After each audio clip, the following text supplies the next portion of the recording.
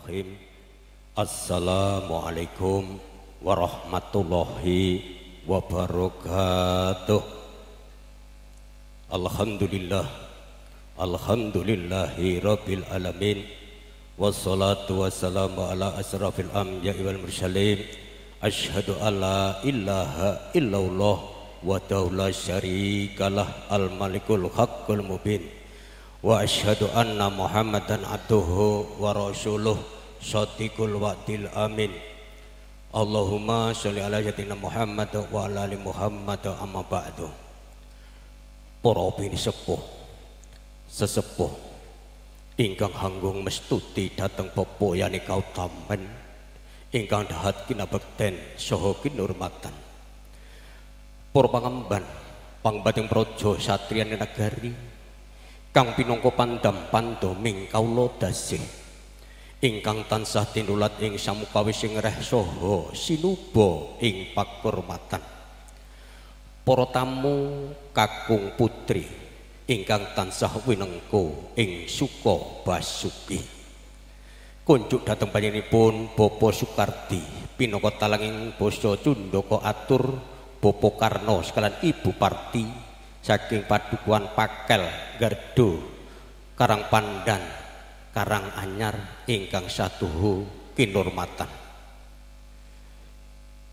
Para sepuh sesepuh para tamu kakung putri ingkang dahat kinabekten saha kinurmatan, saderengipun kula nyuwun pangapunten ingkang ageng awit kula kumpawantun cumanteka ngadeg matur ing ngarsa panjenengan sami inggih awit maradapa keparingipun Bapak Lasimin sekalian Ibu Sumirah.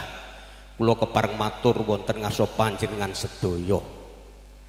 Menggah wigatosipun Bapak Lasimin sekalian Ibu Sumirah handhawi dhateng kula kepareng nampi menggah atur pasrahipun sirat mojo temanten sarimbit saking Bapak Sukarno sekalian Ibu Suparti lumantar Bapak Sukardi. Namung saderengipun monggo sesarengan kula dherekaken tansah ngunjukaken raos syukur wonten ngarsanipun Allah Subhanahu wa taala kanthi maos lafal hamdalah sesarengan. Alhamdulillahi rabbil alamin. Kanthi lafal hamdalah menika salah setunggalipun wujud syukur bilisan panjenengan sedaya kalian kula anggennya nampi pinten-pinten kanikmatan karahmatan hidayah serta inayahipun ingkang kaperingaken dumateng panjenengan sedaya kalian kula sehingga wonten ing kalenggahan enjang menjelang siang menika panjenengan sedaya kalian kula saged makempal silaturahim wonten ing gedung Musdalifah Asrama Haji Donohudan ing mriki kanthi manggih rahayu wilujeng boten wonten alangan rupida satunggal menapa. Kunjuk dhateng panjenenganipun Bapak Sukardi ingkang satu kinurmatan menggah atur salam saha taklim saking panjenenganipun Bapak Karna sekalian Ibu Parti ingkang kunjuk Bapak Lasimin sekalian Ibu Sumirah kula tampi kanthi waloyan Waalaikumsalam warahmatullahi wabarakatuh. Kanthi pepuji mugi panjenenganipun tansah manggih rahayu wilujeng boten wonten alangan beda satunggal menapa ngantos sak penginggilipun ing mangke. Menggah atur ingkang kalih panjenenganipun Bapak Sukardi ngaturaken sirat mojo temanten sarimbit pun bagus Briptu Agung Prabowo kalian Jahayu Roro Amelia Fuani ahli madya kebidanan dinambaran Bismillahirrahmanirrahim. Sriat mojo temanten sarimbit kula tampikan di bingahing malah ing mbok bilih ing mangke ingkang magepokan kalian upacara wisudhatama ing kalenggahan enjang siang menika enggal katindakna mekaten. Ingkang lajenganipun menggah peparing angsul-angsul saking panjenenganipun Bapak Karna sekalian Ibu Parti lumantar Bapak Sukardi kula tampi kanthi asta kalih kairing kanthi bingahing manah Panjenenganipun Bapa Lasimin namung ngaturaken panuwun ingkang tanpa pepindhan. Panjenenganipun boten saged ngaturi piwales menapa namung kasumarahaken wonten ngarsanipun Allah Subhanahu wa taala. Mugi panjenenganipun pikantuk leliru ingkang satraju bebingah ingkang malimpah saking Allah Subhanahu wa taala mekaten.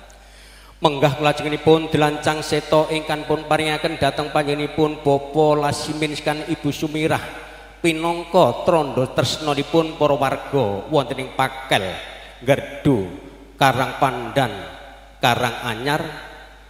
Bapa Lasimin kula tampi mangke badhe kula aturaken dhateng panjenenganipun Bapa Lasimin. Panjenenganipun Bapa Lasimin adalah para warga ing Dukuh Ngemplak RT 0 Donudan Ngemplak Boyolali namung ngaturaken panuwun ingkang tanpa pepindhan mekaten. Ing satemah mugi panjenenganipun para warga ing Pakel, Gerdu, Karangpandan, Karanganyar sageta anggenipun rumaket pasedherekan ing antasipun Bapa Lasimin sekelan Ibu Sumirah wonten ing Dukuh Ngemplak Donudan Ngemplak Boyolali kaliyan padukuhan Pakel, Gerdu, Karangpandan, Karanganyar menika. Ingkang kalajenganipun saksampunipun paripurna upacara lung tinampi ning pasrah keparingipun Bapa Lasimin kan Ibu Sumirah kunjuk dhateng Bapa Sukardi dalah keluarga ageng Besan Sutrisno mewah sedaya pandherek keparenga pinarak lelenggahan wonten ing papan kang wis kasemaptakaken kanthi mardikane penggalih mekaten. Ewa semanten mbok bilih sampun paripurna pahargyan prasaja ing rekalenggahan enjang siang menika paripurna panjenenganipun Bapa Sukardi pinangka talanging basa cecundha atur saking panjenenganipun Bapa Karno sekalian Ibu Parti kepareng badhe nyuwun idi palilah lumengser saking biwahan ing gedung Musdalifah Asrama Haji Dono Hudan menika tebih saking panundung panjenenganipun Bapa Lasimin kan Ibu Sumirah namung nyumanggaaken sowang-sowang kanthi pandonga mugi saklengseripun saking dalem wiwahan ing mriki ngantos dumugi ing dalemipun piyambak-piyambak mugi tansah manggih rahayu wilujeng boten wonten alangan beda satunggal menapa mekaten. Ingkang lajengipun sepindah malih mbok bilih panjenenganipun Bapa Lasimin sekalian Ibu Sumirah anggenipun nampi kerawuhan panjenengan sedaya kathah kekiranganipun lumantar kula ingkang nyuwunaken agenging pangaksama. Semanten ugi kula kang piniji talangi basa Cundhuka atur Bapa Lasimin sekalian Ibu Sumirah kathah atur ingkang kerah hanuju prana ugi kula nyuwun agenging pangaksama. Akhirul kalam bila taufik wal hidayah. Wassalamualaikum warahmatullahi wabarakatuh.